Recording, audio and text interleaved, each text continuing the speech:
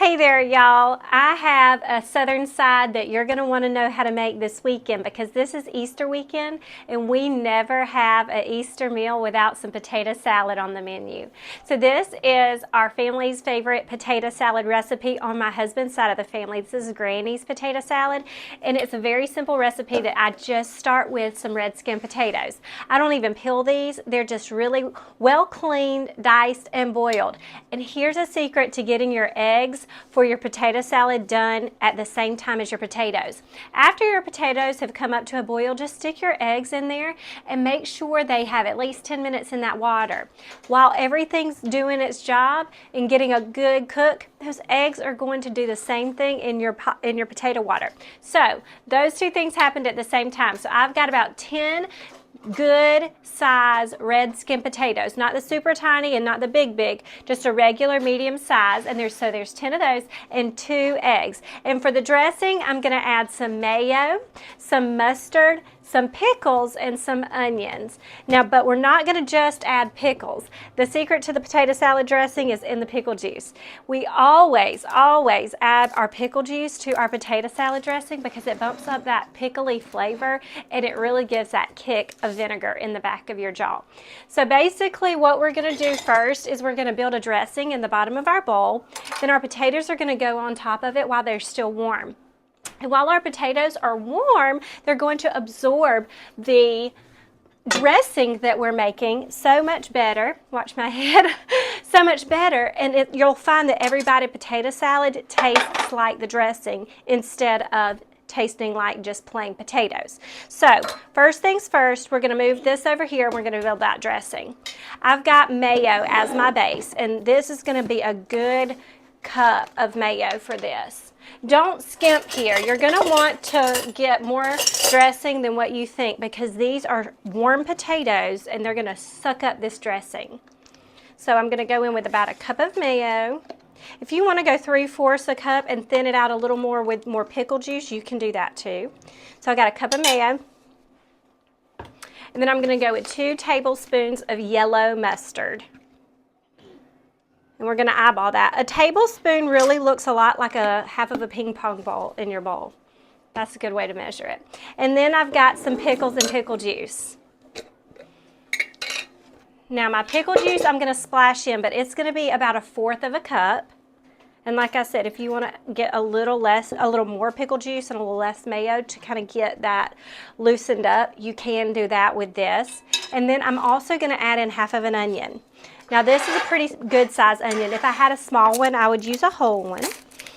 And I'm just going to give this a good little dice. You don't want a huge chunk of onion in your mouth with your potato salad, so you want to get a good little dice on there.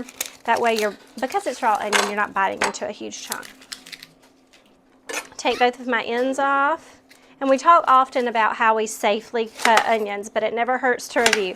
So we're going to take both my ends off, and this paper right here, you're going to take off the edge, the outside layer that looks gnarly. So until you get to a really good whole layer like this, you're going to take off 1 or 2 layers on the outside.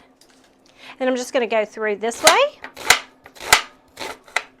I'm being all kinds of nostalgic. This is actually Granny's cutting board. Can you hear it?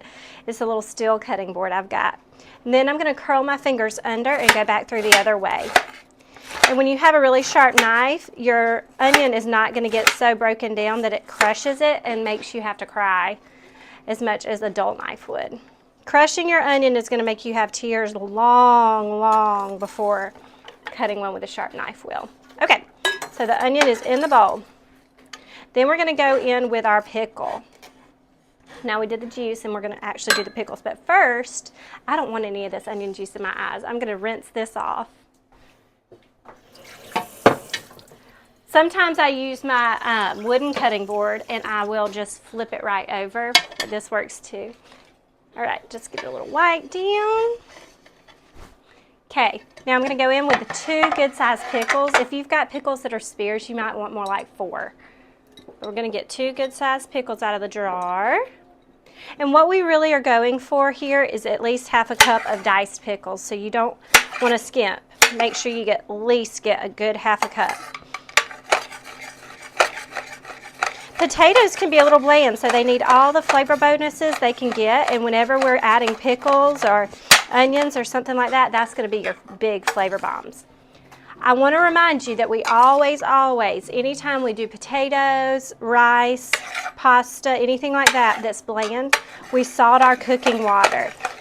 So the cooking water for this was about 2 tablespoons of salt for that many potatoes. All right. Now my dice for my pickles are a good little chunky half centimeter dice. Okay, I'm going to stir this up, and then the next thing we're going to get in is our potatoes and our eggs. And it was really that easy for the dressing. We're going to get some salt and pepper in here, and that'll be it. Okay, let's get our cracked black pepper. And as I always say, this cracked black pepper makes all the difference in the world, but if you have a finely grated pepper, that's fine. You'll just need about a teaspoon here. I'm going to do about 20 cracks. And I usually don't even count because I'm talking, so I'm looking and guessing. Got a good little layer of black pepper snow on there, so we're good. I'm going to go in with about, because we seasoned our potatoes, we don't want to over salt right here. We're going to taste as we go. So I did a good half a teaspoon of salt. Okay, all mixed together, beautiful. Stick that over to the side. And then get this another little wipe because we are about to do our eggs on it. Let me get a paper towel.